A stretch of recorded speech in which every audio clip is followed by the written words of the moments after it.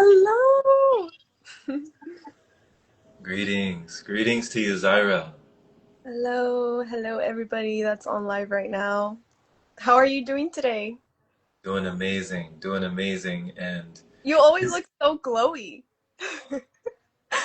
You do, just radiant. well, we just finished a meditation right before the conversation. God. Yeah, Hmm. yeah. So thank you for that. I received that. Thank you for that feedback. I received that every single day, Zaira. We do a qigong session, a long qigong session with the community at 10 a.m. every single day. Yeah. So we just finished our meditation before this divine communication.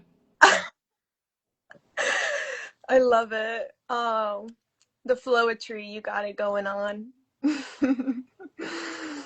Do you enjoy poetry yourself? I would say so, yeah. Um, I think I enjoy it definitely, but I have other mediums of expressing myself. That's for Yeah. sure. Yeah. Yeah. What are some of the other mediums that you enjoy to express the way you know best? Oh, thank you for asking that question. I really enjoy like painting. Like that's one of my mediums, but I also really love filmmaking. So that's like my go-to for sure, especially when just being out in nature and connecting with Mother Earth and like receiving like the messages of like film this or like capture this. And it's just really fun to play around with that. Yeah, magical mediums. Zaira, you definitely have some magical mediums for sure. When it comes to your artistry and your filmmaking, which one captured you initially? Like which was your primary or your initial attraction? Which did you gravitate towards first? Okay, I love this. I would say filmmaking. But it kind of found me. It found me through like a friend that I had met at the time and that's kind of how I got introduced to filmmaking. I didn't even think about it as like, "Oh, do I like this? Do I really do?" And this person just kind of opened up the doors for me to like branch out into that and that's kind of what, yeah, curiosity. Being curious with another human being. Yes, indeed. With that curiosity that you have in abundance, Zaira, I love, that your inner child is alive and well. Your inner child is alive and thriving and Ah, and not just surviving. In this day and age, so mm. many of people's inner child, like the inner Jerome and the inner Zaira, the inner, whoever, you can see that we all still have that inner child, but some people they allow it to dwindle, they allow it to fade, they allow it to just be hindered, be hampered, be dampered. They kind of dim the light on their inner fire, that inner flame. They don't keep it sustained and self-maintained. So that inner child within you is so bright. I love that you keep that curiosity alive. Thank you. Yes, you have to. I think that's what really it's like your inner child almost like think about it as like your business partner. Your inner child knows where to go. Your inner child knows exactly what you need in that moment.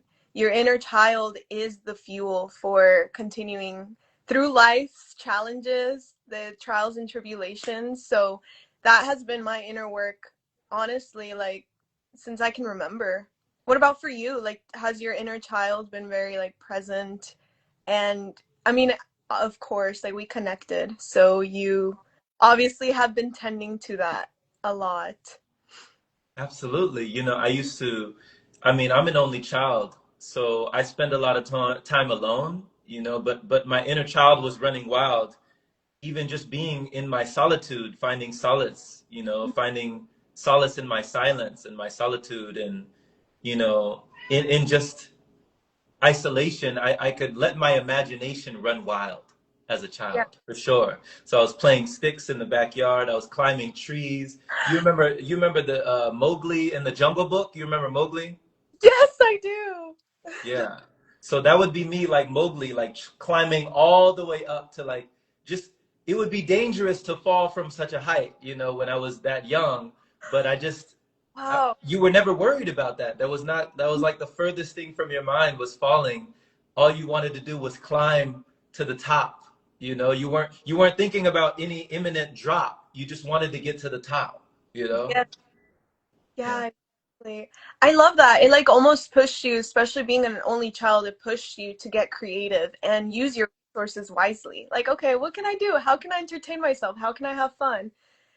And yeah, yeah, it pushes you definitely. I'm not an only child, but I am the only girl in my family. So Oh, I didn't relate with my brothers growing up much. So you did. No?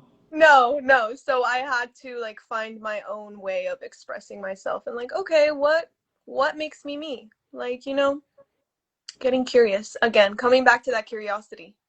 Right, right. You know, Zaira, I'm sure you've already heard this, Zaira, but they say the only way that we can be free is for you to be you Mm, and for me to be me.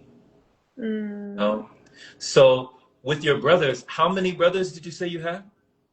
I have three, and one of them being a stepbrother. So, Okay. So three brothers, one of them being a stepbrother. How did you feel the disconnect or the divide or the separation between your brother's vibration? mm, I would say they're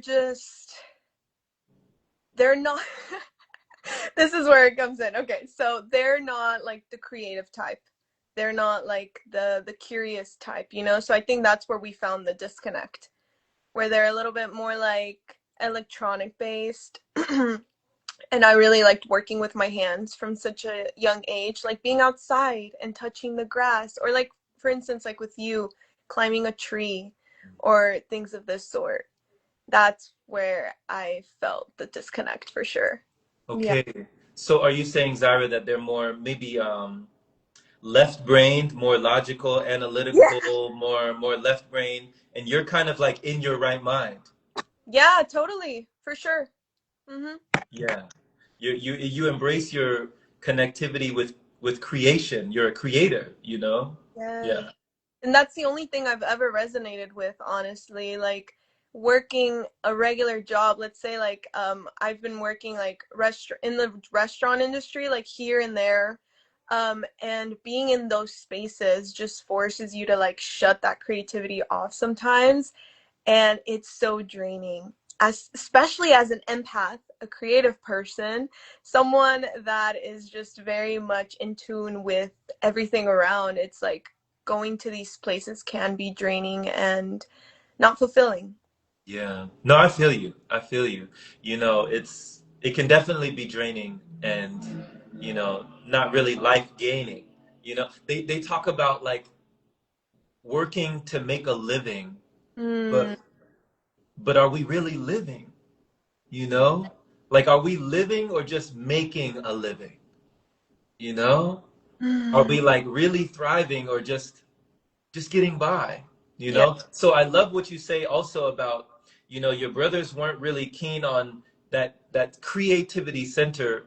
They didn't have the proclivity for creativity when it came for working with your hands. But Yeah. I've seen you work with your hands in different ways. I mean, even just playing the piano, playing the keys. Oh my gosh. I don't even know what I was doing that day, if I'm being honest, but thank you. And that's the point. That's the Yes. point. Like your inner child, like you didn't even know what you were doing. But you weren't afraid to do it anyway.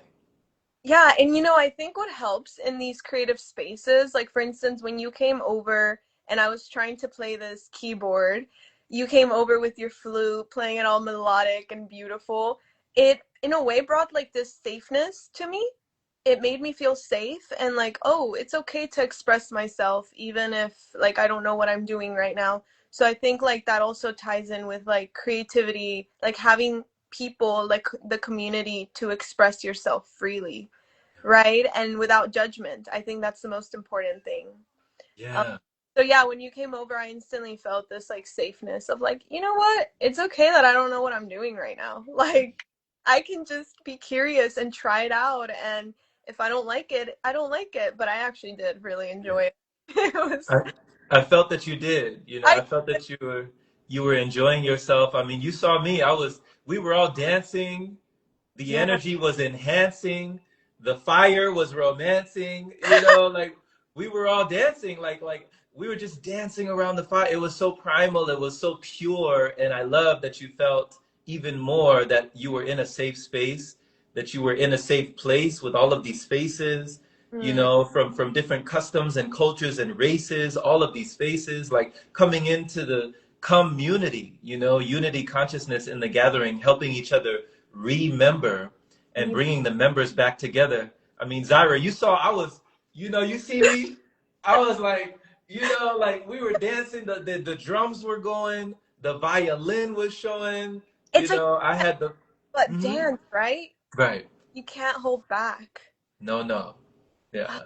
I love that. Yeah, since I've met this community in Austin, I was telling one of my friends that my way of expressing myself has amplified even more. Nice. And that's what more people need is that community where you can have that space to Mm. allow yourself to discover yourself Mm. and like get to know yourself through these other reflections. Yeah. So yeah, like I think that was like a really special moment that we I really enjoyed that so much. Thank you for your that day. It was so needed. Likewise, likewise, you know, just to see kindred spirits, you Mm, know, soulmates, beautiful reflections, and just greater connections, you know, to have that perspective within the collective, you know. So I really enjoyed myself as well with you and just dancing with the whole gathering, the whole crew, everybody. Even there was a whole family that brought their whole family there. That was really awesome to see. that was so And fun. just you found your people. You know, they say your vibe attracts your tribe. Yeah. Birds of a feather flock together. So you found your people. You know, has it taken a long time to find your people, or do you feel like you've always had them? I think I've always had them.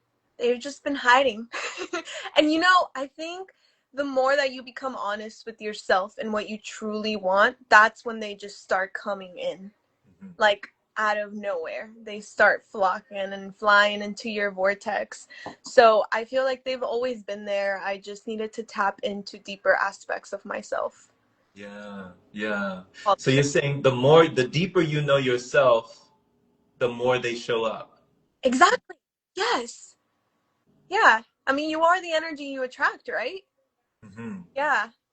Yeah, but of course, before your family, your community can come through, you have to go through all the obstacles. The people that aren't really meant to be there, but you need to learn lessons and all this other stuff before like your soul family can make its way to you. So, yeah. For Mm. sure. What's one of those obstacles or just one of those hard lessons that you could share with us? Like any story that you could share with us that you've had to learn You want me before to get you got her? to this point? I love it.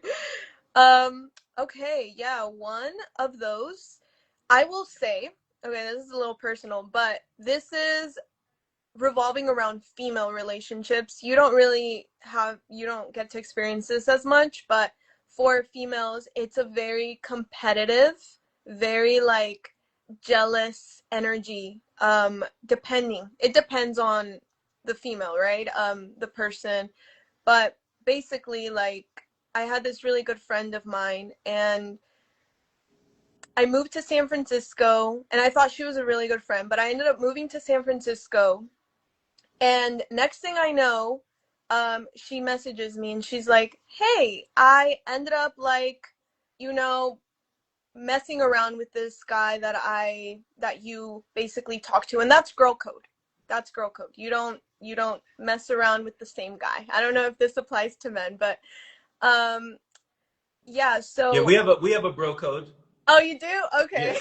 Yeah. There's a bro code for sure. Okay, lovely. It's called a no-go code. That's the bro code. Yeah. Bro code, that's the bro code. I love that. I don't even think we have a slogan like that. That sounds awesome. But yeah, that's basically all it was, and like it just showed me the true colors of this person. And it's like, if you really care about someone, if you really love someone, you won't do something like this. You won't like go behind their back, especially after they move and like create this whole like yeah, just drama out of like it was unnecessary. It really was. And so I've had to move through a lot of like these female relationships where jealousy is present, where envy is present, where like judgment is very much present. And it's something that I'm really like doing a lot of inner work in and calling it out of my life because I don't want any of that. Like, there's no competition here. Like, we're all our own people. Like, we're all on different paths. Like, there's no need for all of that. And so I feel like this year especially has been a lot of inner work around that and just cultivating healthier relationships with the females that I already have a relationship with, and like, you know, being honest. And if, hey, if something is bothering you or something is unaligned or whatever that may be, like, it's a safe place to communicate. There's no need for the extraness that sometimes we can create, and that's our ego, that's our human self coming through. But I'm just cultivating more peace, like in my life. You know, like that's really what I want. Like that's what I see my future self doing. That's rich for me. It's peace, and I don't want any of that other mess. So, yeah, I would say that's where I am at right now, and it's just cultivating healthier relationships with my sisters. Nice. Yeah, soul sisters. Mm-hmm. Awesome. Awesome, Zaira. I love that for you. You know, I love that you're cultivating that for yourself. You know, peace is really the only metric that we should measure. You know, it's the treasure. You know, it's a pleasure to be able to have an abundance of peace. That's true wealth. You know, the wealth that the gift that keeps on giving.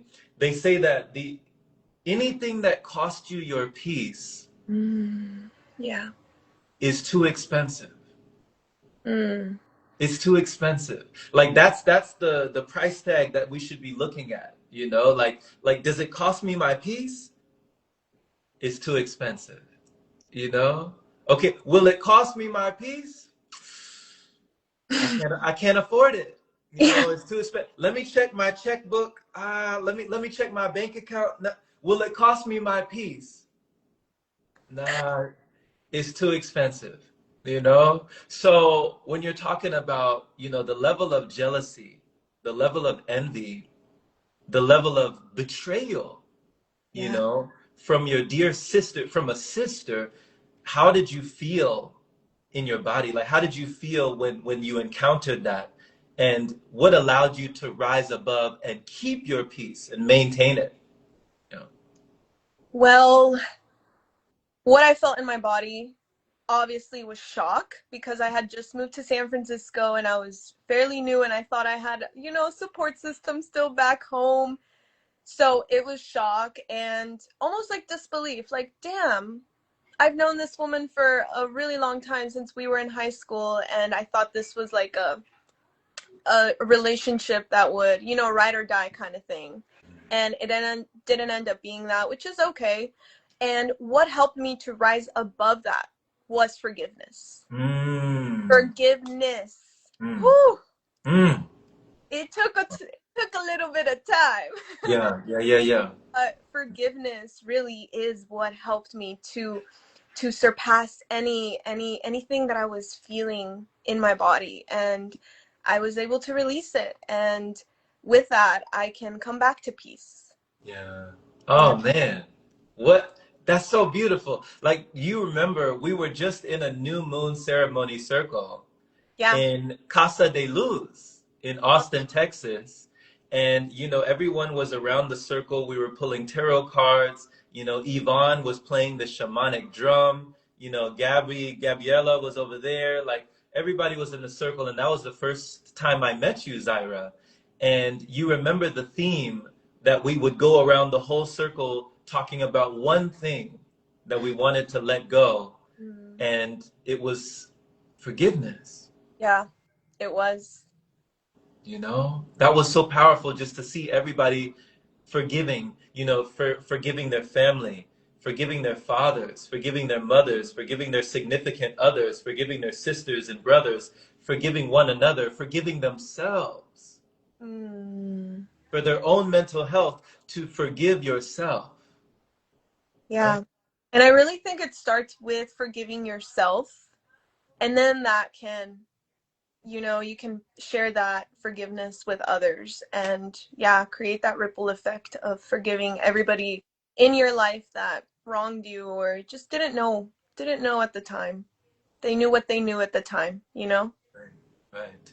That Hmm. acceptance, just to let go, that level of surrender, letting go of the things that we hold on to, the grudges, Mm. the anger, the vengeance, the anguish, the Mm. agony the poison, that we let sit in the heart when we've been stung, or when we've been struck by a rattlesnake, like the venom that we allow to just seep into our veins, and we don't claim it, we don't let it go. We just Yeah. let it sit. Yeah. So my question to you is, like, for someone that's struggling to forgive someone right now or even forgive themselves, what advice would you give someone like to let that poison go? Yeah. Yeah. The more we sit with it, you know, we, Mm. we can't really get with it until we sit with it. Mm. They call it shadow work, working with the darkness so that you can then see the light. Mm-hmm. Like, we can't see the light until we work with the darkness. If there wasn't darkness, we wouldn't see the stars, Mm. right? Like there's all these stars and we see them from afar. But if there wasn't the darkness, if there wasn't the night, we wouldn't have that sight. We wouldn't see the light if there was not night. So Beautiful perspective. we need the darkness. We need to transmute that energy. We need to compute that energy to be even more resolute with that energy. You know? Mm-hmm. That's called the energy transmutation, making the best out of even the worst situation. Mm. And we can do it in any location. We can sit down in meditation Mm. and let go of the stagnation, you know, for more overall elation and less frustration in our lives. Mm. So for me, that was journaling, writing it down, right? Not waiting for the perfect time to come around. I would just sit down and just start writing. And it can be so inviting and so exciting when you get writing and you see, oh my gosh, this is what's been igniting, like in my writings. Mm. I see where I've been fighting, I've been fussing, I've been stressing, I've been depressing, I've been repressing, I've been suppressing, I have not been expressing. Now I see. Now you see. And I spoke with Yvonne about this, and she said the same thing. Journaling is one of the tremendous healing modalities that can change your mentality and your whole reality. Definitely. So, It's like shadow work, brain like, almost. yeah.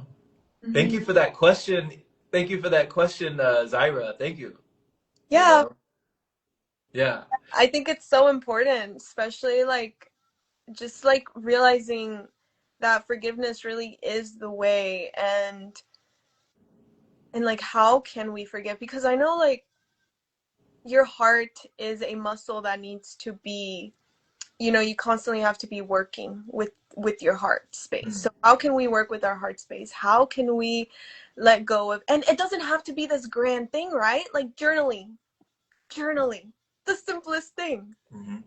That can be a gateway to many other ways of healing, right? That can open up from journaling. You can do journaling outside, even. And then from journaling to meditation, because then your mind is clearer. So then you can fall deeper into meditation and things of this sort. So it's just a gateway to more and more ways of healing and coming back home to your heart. Yes, a wonderful gateway, Mm. for greatness, a wonderful portal for your perception, you Oof. know. Preach. I love the portal. Yes. Yes. Yeah. Let me enter all those portals, please. Speaking of entering portals Yeah. and just speaking of gateways, things that can be nourishing and even encouraging and flourishing, you know, getting out of the headspace and into the heart place, Mm. right? Can you talk about being in nature and specifically communing with plant medicine? Can you talk about the mycelium network and Ooh, psilocybin? oh my gosh. Oh, wow. Okay. Well, before I get into that, my relationship with cultivating mycelium has began, or it started with cultivating a relationship with the whole of nature. So the plants, the trees, the bushes, like literally the grass, anything, right? Mhm. And the rocks, connecting to them, talking to them, like just really coming back and like realizing like you can really talk to any part of Mother Nature because everything is interconnected. It's woven together. So if Mhm. I'm talking to a rock, essentially I'm talking to a tree, right? Because they're all connected. So I've been developing my relationship with Mother Nature for a really long time now. It has been my medicine for going through the darkest periods of my life. And then through that, that's when I started to get curious about mycelium, or the psilocybin, Psilocybin, yeah. magical medicine, I like to call it. And that's kind of where the journey began for me, with deepening my connection more with this plant medicine. So basically, mycelium is a fungi, as you know, or psilocybin is a fungi, and it carries these electromagnetic like codes or waves through it all. So essentially, when you're ingesting it, it's also like coming back into your brain and like awakening these parts of your brain that have been shut down. That's the best way I can explain it. There's a lot of ways that you can go into this. There's a lot of ways to see it, to perceive it. But I have been working with my psilocybin mainly in microdosing form. So I don't journey deep into it as some people do, but with microdosing, it has been a major catalyst in my life. Are you aware of microdosing? Yes, I am. You Yeah, are? actually, people were microdosing at Casa de Luz just over the last weekend at the Texas Fruit Festival. I was at the fruit festival, so people were doing it. I mean, it was pretty regular. Yeah. Wow. Okay. Yeah. So essentially, microdosing is just a very sub-perceptual feeling that you're supposed to feel in your body. So you're not supposed to feel like the like you're entering a trance or a journey. It's just very sub-perceptual, and you're in your body. You feel slight shifts, such as like the colors may be a little bit more HD, or fluidity in speaking, even, or singing, or playing, or whatever creative endeavor you're doing in that moment becomes a little bit more heightened and easier in a way. So creativity definitely comes to the forefront. Present is like the main one with microdosing, and I feel like that's why a lot of people take it, because of the presence that you receive through this psilocybin.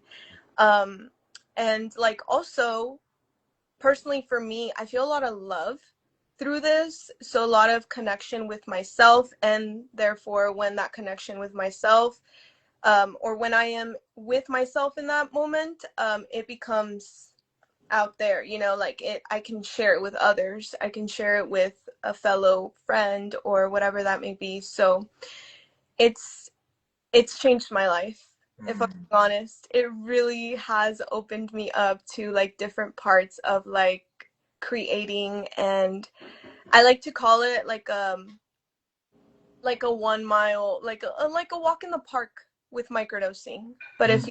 you're journeying, it's more of like a 10-mile hike. Mm. Hence, and you have to be in it for a while, and then the next day you have to do the, sit with yourself, and the just basically, yeah, what, I can't think of the word right now, but what is it, like it's like coming back, integrating. I couldn't think of the word, but integrating. Yeah, Mm. that's the main thing with big journeys, is like the integration and microdosing. That's why a lot of people seem a little bit more comfortable with it because you don't have all of the extra stuff that come with a journey. Yeah. Yeah. Yeah, thank you for this. Thank you just for the breakdown, the beautiful breakdown and the eloquent explanation of, this vibration, this frequency Mm, that you've entered in frequently and that has changed what you frequently see in the yeah. world, you Mm. know, for sure. Because, Zaira, what would you say has made you more comfortable with that walk in the park and kind of shy away from the 10-mile hike, from the, staying towards the micro doses, but straying away from macro doses and heroic doses, as people put it. Yeah, I would say softness. It's a lot more soft, and I feel like it's just I can go on about my day. Like, for instance, if I'm gonna go grocery shopping, I really for some reason enjoy going grocery shopping and still communing with this medicine. It doesn't, like, I'm not completely paralyzed, like I can still go on about my day and do as I please and experience my day-to-day life like I normally would. And I think that's why I really, really enjoy microdoses, because it allows you to go on about your day and experience what you are going to experience that day. Mm-hmm. Simply put, thank you for your honesty, Zaira, because have you witnessed someone who was completely paralyzed from the plant medicine? Like, have you witnessed people who were in that catatonic state or were in a state where they were witnessing something that you were not witnessing? Mm. Something that they weren't, like, that I wasn't witnessing. That they were witnessing. Like, have you ever witnessed somebody in their own journey Okay. where they had to have their own learning and inner discerning? Oh, yeah, most definitely. Yes. I've trapped or trip sat for a few of my friends, and so I've gotten to see that firsthand. But for myself, even like just being literally I personally like to do the more therapeutic macros. So that means laying down, putting on a blindfold, having a blanket over me, and just going deep within. And the only time I get up is either to use the bathroom or hydrate myself. But other than that, it's just very intense, and yeah, you basically have no choice but to be with your inner world and learn from what the teachers are there to show you. Yeah. Right. No choice. There's no Yeah. choice. There's no other option. Yeah, I mean, it really does sound, even circling back, Zaira, to what you said about, the disconnect with your brothers, about how they were more left-brained and you were more right-brained. It Mm, feels like, and this is just my theory, you could just correct me if I'm wrong, but it feels like, you know, the psilocybin would cater to somebody who is not so analytical and so logical and so rational that they can't let go within the irrational or within the mystical or within the magical or the fantastical or the, just the things that don't make sense to our analytical mind. There's nothing to hold on to, there's nothing to grab onto. yeah, there isn't. There isn't. I actually, my one of my brothers, my or second to oldest brothers, he ended up sitting with this medicine. He was going through his own healing, and he really learned a lot. Let's just put it that way. But one of the main things is like that he received from that was self love. And like the medicines talk to you, they let you know what you need, what you're not catering to, what you're not sharing with yourself. And the main one was self-love. And so since then I have seen him like open up even more and just be more active and like creative, and um realizing that there is something that we can't perceive that is guiding us, that Right. guiding us. So it really helped him to open that part of his brain up for sure. Hmm. Connect. Beautiful. Mm-hmm. How did it feel for you, Zaira, to assist your brother in that awakening? Ah, just love, just pure love, and like almost like seeing him, or not almost, but I definitely saw him as just like a part of me. Like I saw him as a reflection, and he was reflecting so many things back to me, and I was reflecting so many things back to him. But I just felt so much love, and like just excitement. Actually, excitement was at the forefront here, because it's like, wow, for all of these years you've been so close-minded and just very much different perspective, different views, everything on life. And he finally gets to sit with this plant medicine, and he can actually like see me, and we can relate, and we can share after not being able to share and like connect in many ways. So when he finally got the chance to commune with this medicine, I felt just so happy for him, and also him choosing his mental health over everything. Yeah, he's Yeah. gone through it like many of us have. But then again, like plant medicine is not, it's just a tool. It's just there to help us see things. It's a lot of people personally in the plant medicine community do see it almost like it's gonna fix everything, but it really doesn't. You have to do the inner work, the shadow work, right? The one you were talking about. It's like the shadow work follows, the integration follows after that, and that's when you can really start the healing one step at a time. But these plant teachers are just showing you what you need, and then you can take all that wisdom, all that knowledge, and use it and love it, and continue bettering your life and creating change wherever that may be that you need the change. Mm-hmm. Absolutely, absolutely. Becoming a world changer, a world shaker, a risk taker, a change maker, you Change. know.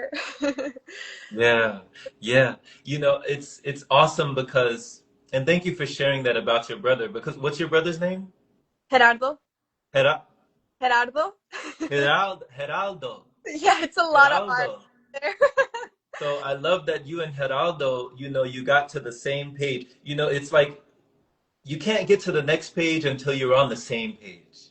You Totally. know, Yeah. now you were both on the same page. You could level with each other. And I enjoy, Zaira, that you didn't say that Geraldo had a lower perspective.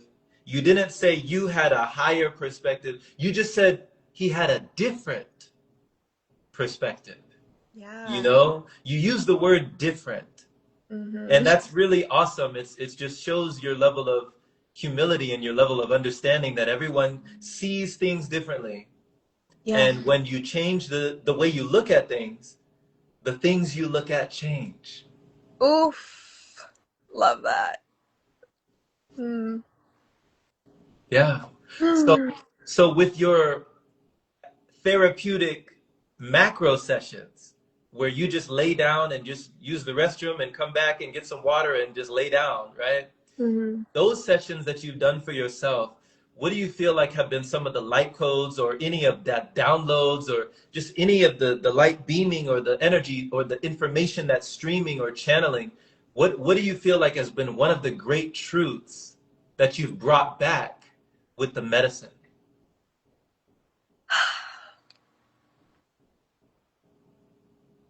One of the great truths that I've brought back: not everything is so fucking serious. Oh my gosh. Okay. So the reason I say this is because when I was in it's not that serious.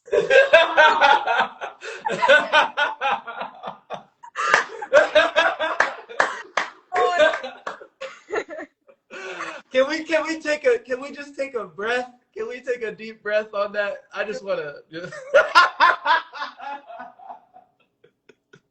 Okay.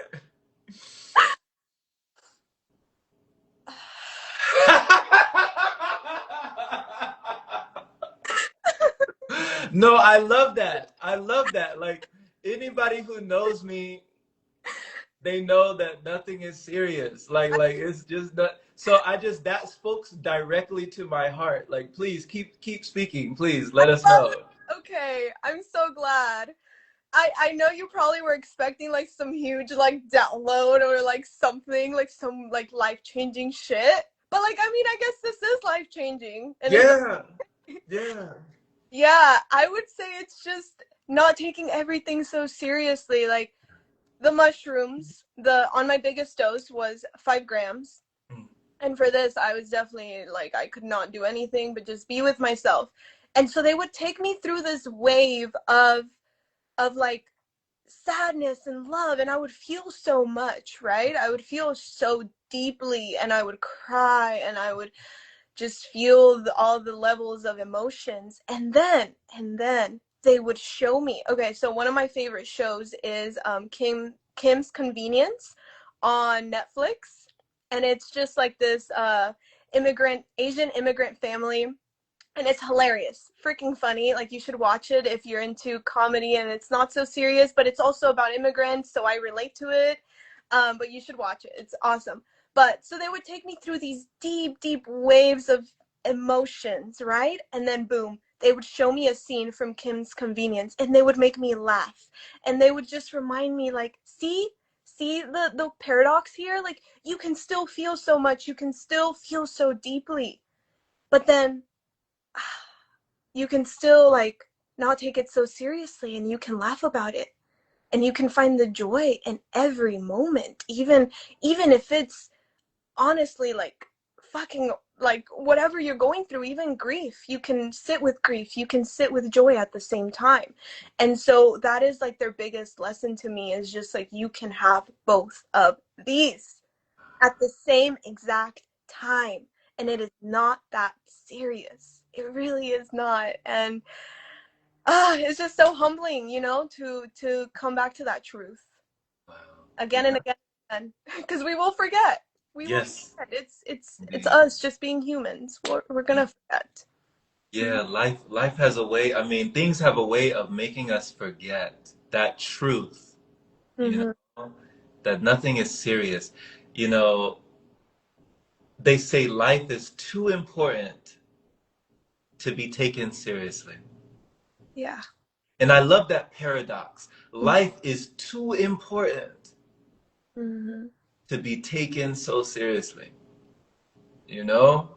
And it's just, it's a great truth. I mean, as you were speaking, we have Oliverto or Oliver Carranza Rojas.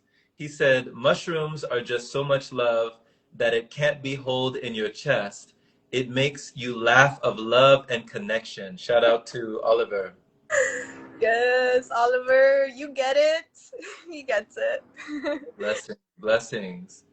And so you two know each other then? You and Oliver? No. Okay. Okay. Well, blessings, blessings, brother. Thanks for joining us. And just, one of the things that you said that I'd love to touch on, Zaira, Okay. you mentioned that your therapy macro session with the mushrooms, with, the psilocybin, you mentioned 5 grams. Now, I had a friend, and I've had multiple friends who talked about doing heroic doses. One of my friends, she said she did 5 grams. She would never do 5 grams again. She thought she died. Oh wow.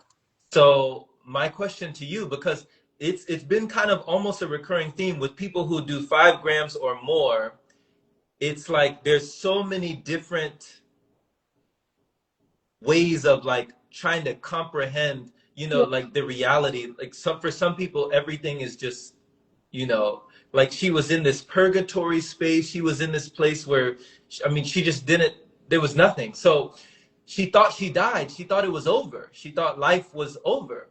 And then when she finally came back, she was like so grateful to be back, but she was like, I'll never go there again. So do you have to have a strong mind? Like, what is it? Your spirit, your soul, your heart? Like, what is it that allows you to commune with the medicine in such a macro way, but Mm. also to retain your, and be stable, to find that Yeah. balance and stability within the instability? I love that question so much. Thank you for asking that. So, the main thing that came to mind immediately was respect and honor the medicine because it is a living entity at the end of the day. And asking it, how much should I take? Because those 5 grams, I didn't go into this place knowing that I was going to commune with 5 grams. I asked the medicine, the mushrooms, I held them in my hand and I asked, how many am I ready? How many grams am I ready to take right now? And I heard the voice. It was 5 grams. I was like, "Are you sure?" And they were like, "Yep." So I ended up sitting with the 5 grams because I asked, and like since I've developed this relationship with them for a while now. I just know. I just knew in my body as well. So whew, yeah, the 5 grams definitely are intense. They're not for the weak because you do lose sense of yourself. So essentially your friend was not really dying. She was just a part of her was dying. A, Like the ego? like the ego, you could call it. Yeah, it's like the ego's so used to being in the forefront and like being in the driver's seat even when we don't realize it. It's that slick, like it gets in there even when you don't think it is in there. But so when you are communing with this many grams, it's like you're totally losing control of your ego is totally losing control, first of all, right? And secondly, if you are so used to in your waking life to control, like you're so used to controlling things and having charge of everything and how everything goes, when you're this deep in a trance, you have no choice but to go that deep and let go and surrender completely. Let go. And it's a really hard thing for a lot of people to do, to let go, because it's like we're humans. We want control. We want to have a say in what we're doing in our life. But when you're that deep, you kind of just got to surrender. And this is where a lot of that anxiety or the dying or the panic attacks, the bad trips, you can call them that, come Right. because people are not surrendering and they're not letting go. Right, because just as you were speaking, Zaira, Oliver, he's speaking to that as well because he said that he did over 6 grams and he's like, it wasn't funny at all. It was a loop of the worst nightmare possible for him. My So God. he did over 6 grams and he said that it was just looping, looping, looping like a nightmare that wouldn't end, that would not stop. Yeah. So Mm-hmm. is this like, do you feel like environment also plays a role into it, or is it all your inner perception? Yeah, definitely. It's environment for sure. Like, okay, where are we? Do I feel safe? Do I feel like I can trust whoever I'm in this sitting with? But yeah, like I think at the end of the day, with these macros, you don't really have a say. Even if you set the intention, the mushrooms are just going to take you where you want. So Oliver probably had to go through that loop and probably like release some karmic shit there. You don't know. Like it's just a lot of things that they make you aware of that you don't even know in that moment, which is what makes them so potent because they really give you like a different vision. They open you up, like perspective becomes amplified as fuck. Yeah. Like, yeah. Yeah. No, this is really good, Zaira. Like he's actually thanking you just for sharing on this topic. He's saying this is a great topic and very important to be speaking on because we even have Jazzy and Jazzy Bell. Oh, so you do know Jazzy. Yeah, I do. Mwah, mwah, mwah. Okay, shout out to Jazzy. So Jazzy Bell says, one of my experiences, I was solely communicating with my Indian ancestors. They appeared to me as owls and trees. Lots of ways. Yeah. Mm, Yeah. So communing with the ancestors, like you said earlier, you're talking about, spirit guides. Some people call it different things. You've heard Zaira, we hear of angelic beings, mhm. guardian angels, Yeah. intergalactic beings, aliens, people talk about spirits, people talk about guides, people talk about ancestors, people talk about, ascended masters, people talk about sages throughout the ages of the stages. Like, everybody has different beings that show up, you Yeah, know? a lot. Yes, definitely. Makes you wonder, huh? How big is the universe? I don't know that we could fathom or even measure the distance between there. I don't think there's a point A and point B. Yeah, I don't either. I Yeah. do. And yeah, it it's like every time I commune with macros, I get taken into deeper and deeper portals. So come back to that saying of like, the more you know, the less you know. Mm. Yeah. And how liberating, how How how liberating it is to know less and to be free of that stress. hmm Yeah, it's really fun, and um definitely can be intimidating sometimes, because it's like, for so long we thought we were the only ones. But the more that people are becoming conscious and aware and are choosing to question and become curious, that and more doors continue to open. I mean, we have like, I don't know how recent this is, but this is pretty recent in my field, like maybe about 2 years or so. But light language, Mm. like this, like light language, whether it's through your hands or through your voice.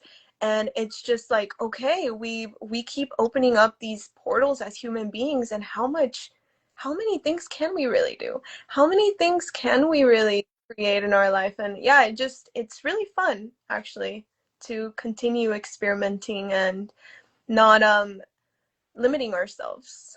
For real, for sure. The only limitation is your imagination. Mm, Yeah, yes. I believe. Definitely. And spending more time in the imagination helps you Mm.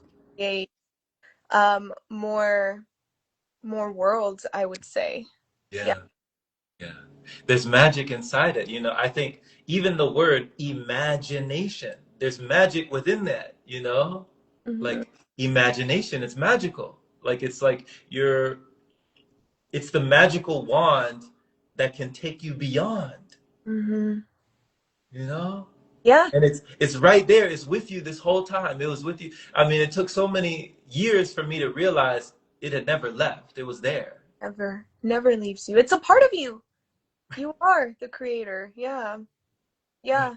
Coming back to Jazzy, her, what is it? She spoke about the ancestors and the owls. Hmm. So sometimes, like in our waking life, if like we don't take time to really like meditate, or tune into to our own energy and come back to our heart, I feel like through these plant medicines, they open up these gateways that can allow for your ancestors, or I don't know, whatever other galactic beings want to come through. They make themselves known, because you're finally vibrating at that. And they've always been within you. They're always like, we all have guides that we don't even probably know, right? But when you're communing with this medicine, it opens up those like, oof, the limitless of, oh wait, I probably do have this guide. So like the ancestors, for instance, they're definitely with you, Jazzy. If like they showed up with you in your mushroom journey, they're definitely someone like that is right there, like right over your shoulder, probably. Who knows? I don't know, but yeah, it's like they they open that that pocket up Hmm. to make themselves known. And yeah, that's all I got right there. No, no, you got it. It was perfect. That's perfect because, just looking at your page, I know you said at one time you were a backpacker. Like you were backpacking, you've been traveling, you've been going to so many different places and spaces. Like, I mean, how many countries have you been to? Ooh, countries. I wouldn't say that many, honestly. I would say maybe about 4 or 5. No, Okay. like 4. Let's keep it at 4. Mm-hmm. But within those four countries, you've moved around. Yes, I have. Mm-hmm. You've definitely moved around. So would you say that, you're more inspired to explore externally, the world around you, or are you even more inspired to explore internally? Because it sounds like internally is way more, if even more vast than Mm. the external. I agree. But sometimes I would say both because sometimes you need the place, the environment to open you up and make you realize like, oh wow, I can like I don't know, it's just almost like ley lines. I don't know if you've heard of ley lines, but they're just energetic lines in the world. So when you go to these certain places, like for instance, when you go to Sedona, right? It's very energetically charged. And this also allows you to go deeper within yourself. And through meditation, like I've meditated in Sedona and didn't have any psychedelics, nothing. It was just purely meditation. And I want to say I astral traveled. I don't really know, but I met a being through that meditation. And so I think it goes hand in hand. You need these environments to open you up and make you more curious about your inner world. And almost like it's almost like a puzzle piece that you whenever you go somewhere you receive a little puzzle piece or a key, whatever you want to use for that. And it pushes you to get more curious about your inner world through Whoa. that. Whoa, Zaira. Whoa. Okay. So, I have been to Sedona a few times myself, and Sedona is a very magical place. It's a vortex. It We're is. talking about a vortex of energy. It definitely is flowing and growing, and the energy is glowing wherever you're going inside Sedona. There's crystals, there's the shops, there's everything, but there's also the red rocks, like there's the mountains, there's the vista, there's the hill, and just you're in this wilderness, you're in the environment with just all of this nature around you, but you feel that the energy's high. The Yeah. energy's definitely high. So when you're sitting down in meditation within this location, and you said there was no medicine that you were communing with, there was no psychedelic, there was no psilocybin, there was no hallucinogen, there was nothing. There was nothing. But you said you astral traveled, so you're talking about you left your body. Yes. Yeah. I literally like I still remember it so vividly because I was still like starting out my spiritual journey, you know? So I was in Sedona. It was nighttime. I don't know if this matters, but it was nighttime, so you can see all the stars. We were a little bit on the outskirts of Sedona, and I just felt a really strong pull to meditate. So I told my friends, peace, guys, I'm going to go inward for a little bit.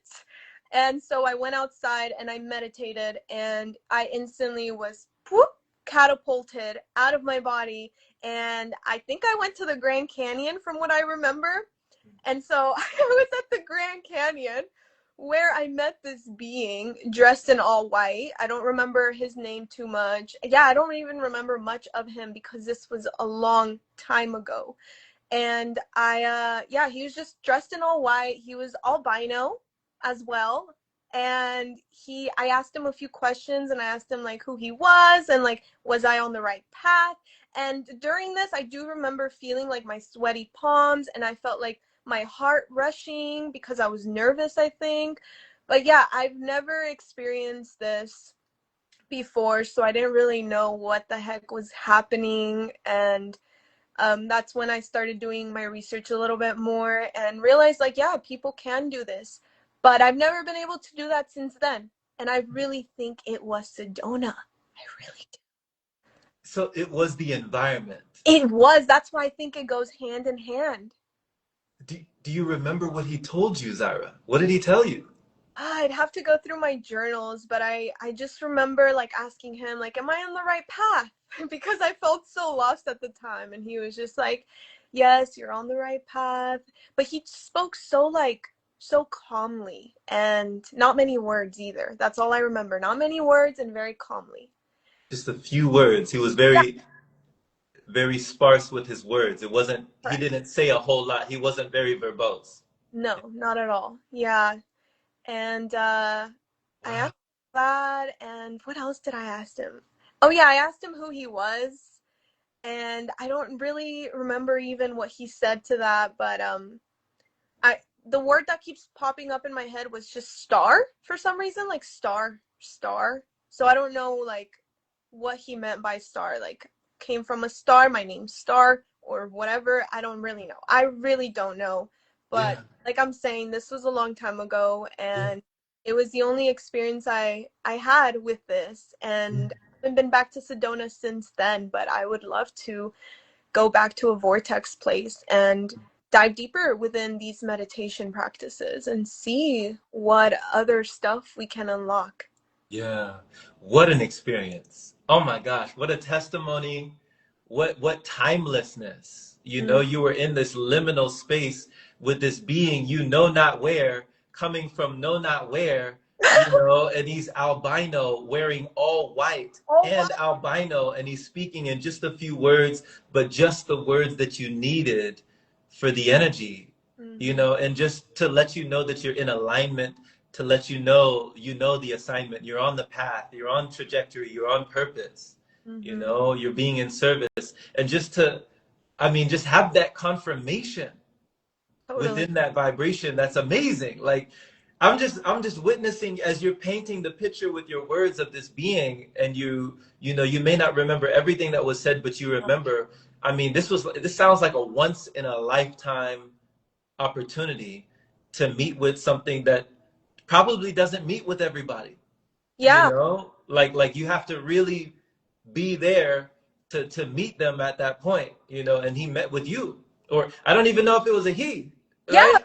I don't even know, you know. Like, I really don't it's know. just a being. Like we don't even have to ascribe gender to the being, you know.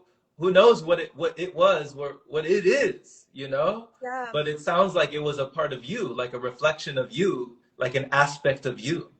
Yeah, higher self, possibly. You know, I actually tried doing a few meditations when I got back to Texas, trying to connect with my spirit guides and like try to meet with them again. Or, yeah, but it just didn't work. It wasn't the same. And this is why I think traveling is so important, especially when you feel the pull to a certain place. There is some kind of medicine there that you don't know what that is yet, right? You just feel this strong pull, but you have to listen to it because you never know what is actually at the place and what really you're gonna unlock there. Every place is magic. Every place holds magic. So I think that's why I really love traveling, because it allows me to go deeper within myself, right? Yeah. Do you do a lot of traveling yourself? I do enjoy traveling. Yeah. Yeah. And I'm about to travel again very soon. Very soon. Oh, that's exciting. Where are you going? So I'm going back to Italy. Oh, wow. Okay. Yeah. So I'll enjoy it. Spend a couple weeks there and then come back. But it'll be nice. It'll be nice. I agree. And are you going to be backpacking? No, I'm actually, so someone wants me to come fast with them. She wants me to come, she's taking a liquid journey. She's gonna be on liquids. So she wants me to be there while she's fasting, Mm. just to have a support system with her. Yeah. Wow, that's beautiful. Yeah. So last time I went, I was kind of backpacking. I guess you could say I only had a backpack and my pop out tent on Mhm. my back. And this was in 2022, and I just walked. Because I mean, out here, I'm in Texas, so I mean, we're in Texas. Well, are you still in Texas? Yeah. Okay, okay. I didn't know. I didn't know. I didn't know. Unfortunately, So yeah, so here, I mean, you can fit like two Italies in Texas. You know that. I did not know Like, that. look, a whole country. You can fit countries into the state of Texas. You can fit countries, you Wow. know? So when I was in Italy, I was like walking the country, like I was just walking it, and I was like, oh my gosh, you know, you can take a shuttle, you can take a train, and you can just zoom all the way across it. You can get from here to, you can be in Milan and go all the way to, like, you know, Florence, Venice, Rome, you know, Pisa, like everywhere, you know, just you can walk. So I was walking from campground to campground to campsite to campsite to campsite, you know, with my pop out tent, and I had a lot of adventures. We could go on for a long time talking about all the adventures, but it's documented. I just put it up on YouTube just to inspire people. Like, hey, I'm just living on liquids. I'm drinking juice, and I'm walking Italy. I'm just walking. You weren't any carbs or protein? Protein. I You mean, all I was getting was from the juice, the coconut well, water. Yeah, it was just liquids. I was just getting bottles of juice and just walking because I didn't have a juicer. yeah. So I was just getting the bottle juice. So I guess it wasn't the best quality, but I was living on juices. Yeah. Wow, that is amazing. Yeah. That is honestly amazing. Mad respect for you. It didn't feel amazing at the time because I I, was already kind of accustomed to that wavelength, kind of like the way that you're accustomed, Zaira, to the plant medicine. mm-hmm, The way that you're accustomed to the mushrooms, to psilocybin. I was accustomed to living on liquids, to living without solids. You mm-hmm. know, so it wasn't like that fantastical to me. It didn't blow me out of the water. It was just a lifestyle. It was Yeah, just my lifestyle. for Yeah. sure. It's what you knew at the time, or Exactly. yeah. Mm-hmm. Exactly. So yeah, but oh man, what was even more amazing was just the country itself, the people, the consciousness, the language, learning new words, and just to be able to communicate with others, to play my flute and have people reciprocate and Oh, have people be receptive and have people just to share that love and that peace with people who didn't even speak my language, mm-hmm. but I think there's a language that we all speak, if you know what I mean. Oh yeah, I know what you mean. You know what I mean? I know what you mean. Yeah. Melted There, out drum circle. You don't yeah. have to speak. It's just energy. It's you just know. You Yeah. just when you travel to these places. Wow, Absolutely. that's amazing. Thank Yeah. you for sharing that. That sounds like such an awesome experience. And backpacking is so humbling. Hmm. Like the amount of times when I've been backpacking and I'm like, I'm never doing this again. And then like, next thing I know, I'm back in there and I'm like backpacking. I'm like, what? How did this happen? Like, I thought I was done. But it's almost like, I don't know if you feel this way, but it's almost like, in a way, like addicting. Like, once you do backpacking, it's like, wait a minute, I think I need to do this again because that was so exhilarating. I learned a lot about myself through that and like all the people that you get to meet, like you were saying. Yeah. That's the cherry on top. It's the people you meet on these journeys. It is. It is. The messages that people have for you that, you know, I do feel like in this waking dream, in this waking reality, I do feel like I've met, some of those beings, even if I haven't met them through the medicine or met them through Mm. Mother Ayahuasca or met them through Iboga or met them through, any of these mystical means. I feel like I've met them here and now, just Mm. you come in contact with a person and they just give you a message. And then in the next few seconds, like when you leave, you turn around and they're gone. Mm. Have you ever had those moments where you're just traveling? I mean, I've had them so many times. At first, it used to give me the goosebumps, like it used to give me the chills. You would turn around and they're gone. Vanished. So you Vanished. Like so they're gone. okay, so Yeah.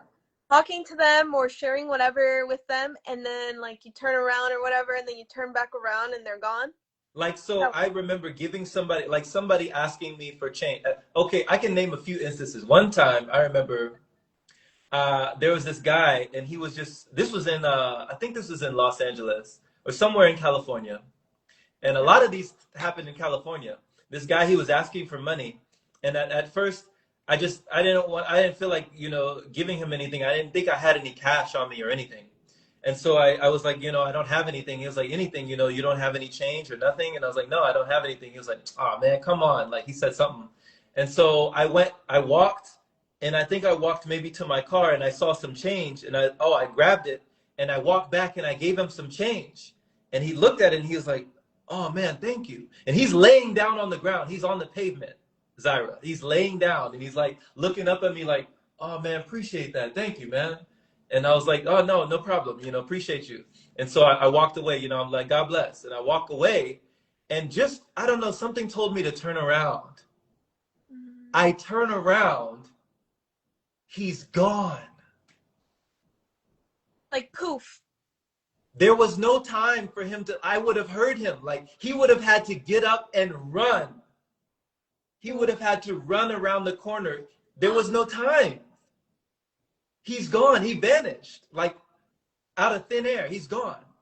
And Wow. this happened. I remember this happened in downtown Los Angeles. I was in DTLA, and I remember this guy. This is in front of like a KFC restaurant or something like that. And Okay. so this guy, he was like, yo man, you got $1? You got something, like anything, man? Give me something. You know, I'm hungry. And so I was like, I reached into my pocket. Literally, I reached into my pocket, and just imagine like this is a penny. All I had was a penny. And so I gave him a penny, Zaira. That's what I had. So I gave it to him. He said, "What the?" He started cussing me out in the street.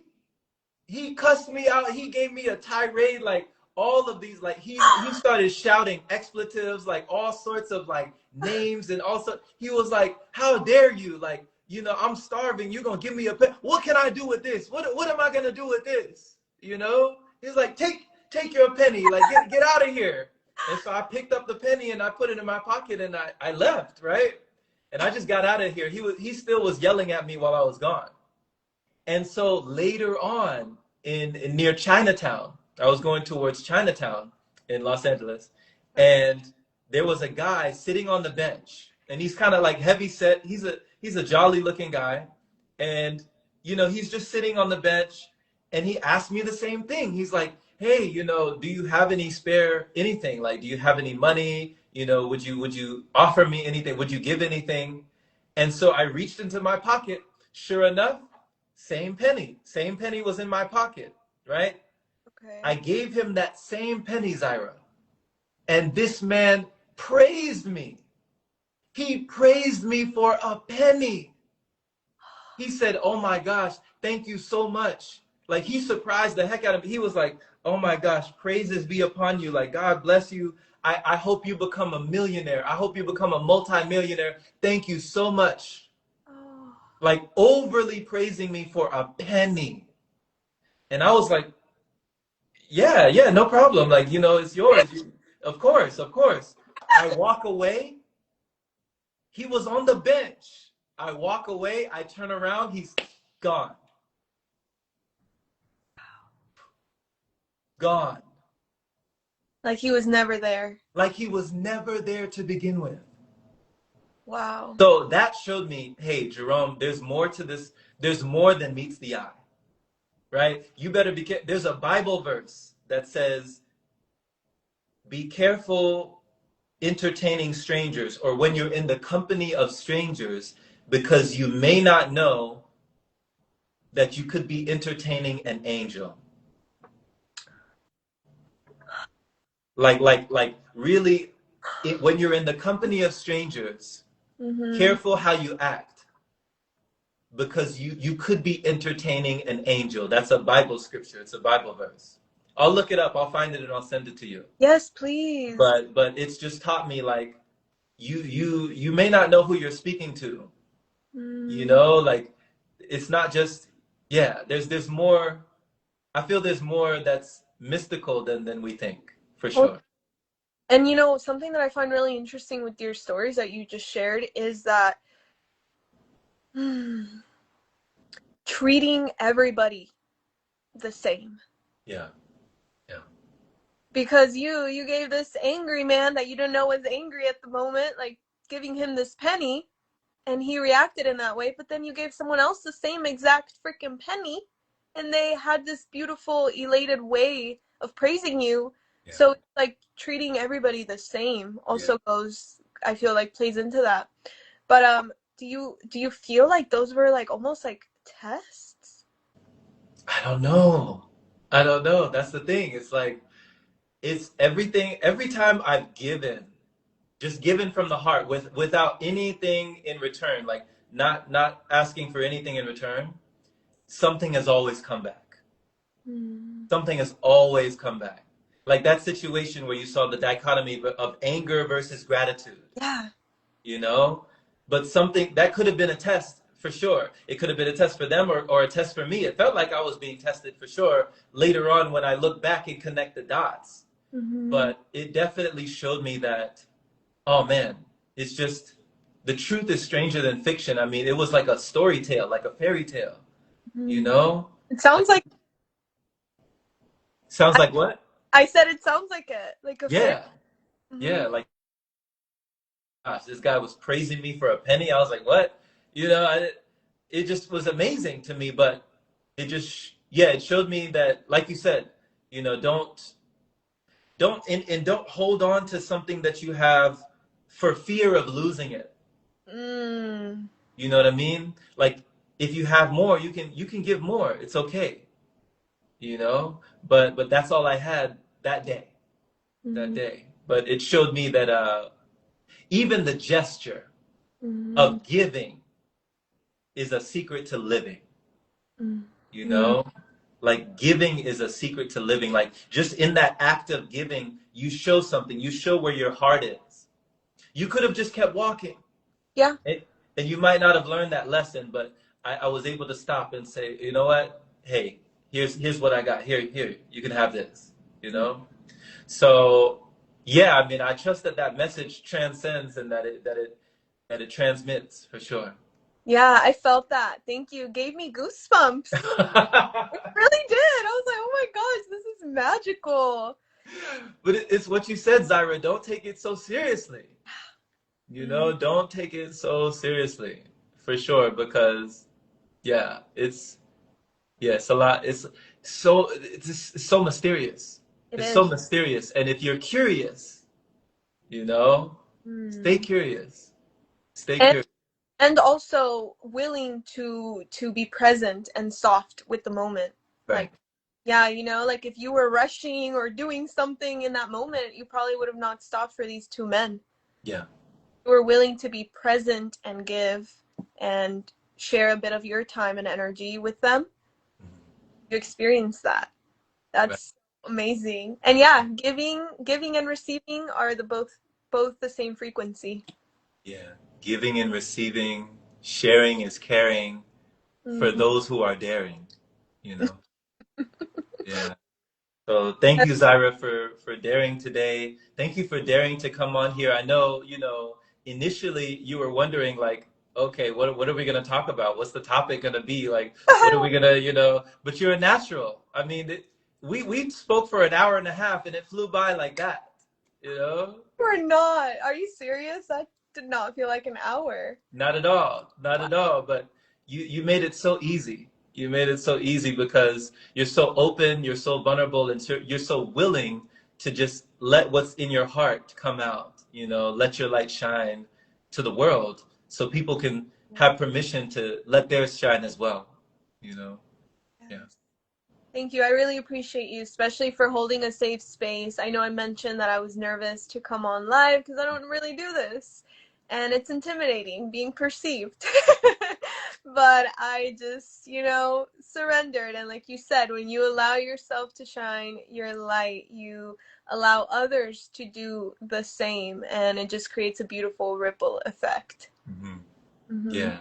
Shoot, she said I don't do this. You if you did 5 grams, you can do anything. In my book, you can do anything. If you did that, there's nothing you cannot do. You've gone so deep within yourself. What else? What else is there? What else is there? Yeah. Thank you. Thank you for the love. Yeah, yeah. I So just let people know right before we go, if somebody's just now hearing your story, Zaira, and they want to get in touch with you, they want to get in tune with you, or just see whatever you have available, where should they go to find any of that? Hey guys. All right. So y'all can go to my TikTok.